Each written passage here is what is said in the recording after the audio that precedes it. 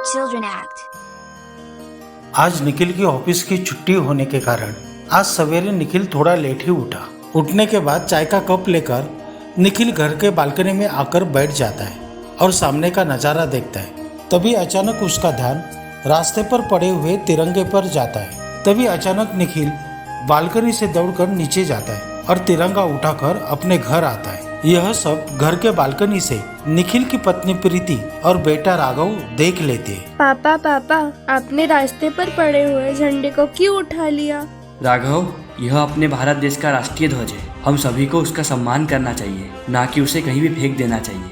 हाँ बेटा, अगर वह झंडा रास्ते पर पड़ा रहता तो कितने ही लोग उसे पैरों से कुचल देते और वह खराब हो जाता। इसलिए तेरे पापा ने उठा कर ले आए।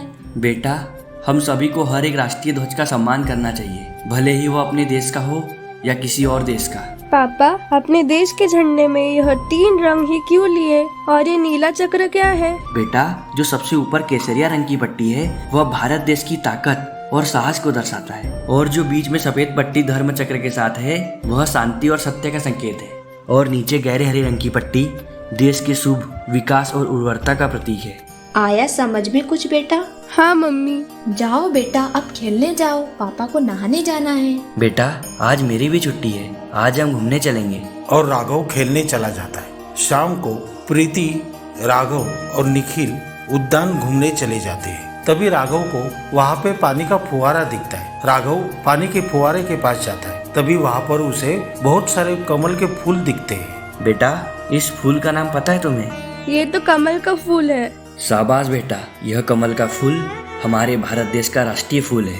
राघव बेटा, वहाँ देखो। अरे मम्मी, ये तो मोर है। कितना अच्छा दिख रहा है ना? यह हमारे देश का राष्ट्रीय पक्षी है।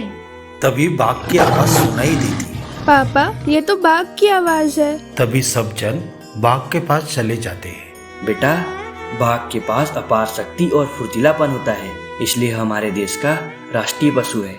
और वह सब आगे घूमने चले जाते हैं। तभी राघव को एक तालाब दिखता है। पापा, यह कितनी बड़ी नदी है? बेटा, यह नदी नहीं है, इसे तालाब बोलते हैं। पर मैं तुम्हें बताता हूँ, अपने देश में मुख्य 200 नदियाँ हैं, जिसमें गंगा नदी बहुत ही पवित्र और बड़ी नदियों में से एक है। और बेटा, अपना भारत देश 3 समुद्रों से घिरा हुआ है। कौन सी माँ?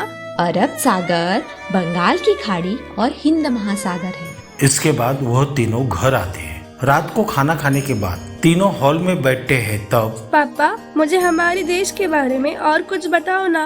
हमारा भारत देश 29 राज्यों से मिलकर बना हुआ है, जिसमें 8 केंद्र शासित प्रदेश है, और सबसे बड़ा राज्य राजस्थान और सबसे छोटा राज्य गोवा है।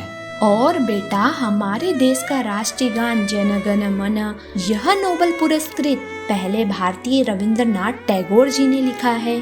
और राष्ट्रीय गीत वंदे मातरम बंकिम चंद्र चट्टोपाध्याय जी ने लिखा है। तो बेटा, ऐसा है हमारा भारत देश महान। तो दोस्तों, आज का वीडियो आपको कैसे लगा यह प्लीज कमेंट बॉक्स में जरूर बताइए। और दोस्तों, अगर आपने अभी तक हमारे चैनल को सब्सक्राइब नहीं किया है तो प्लीज सब्सक्राइब कीजिए और लाइक और कमेंट जरूर कीजिए।